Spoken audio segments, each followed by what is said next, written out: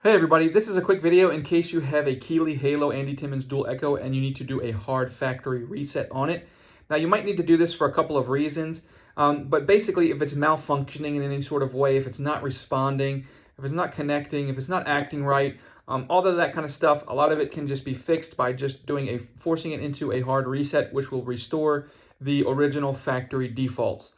So if you want to do that, it's quite easy to do. All you need to do is, first things first, you're just going to unplug from the top. You're going to unplug the 9-volt plug from it so that it's disconnected from power. Once that happens, we're going to come in here and we're going to press the FDBK button as well as these two, the A and the B buttons at the bottom. We're going to press them and hold them simultaneously, all three of the buttons. And while we're pressing and simultaneously holding all three of the buttons, then you can restore power to it, plug it back in, all the while holding the buttons. Then once you see the lights come on, you can let go, and you'll see it blink through a whole set of blinks. That means it's going through its reset process.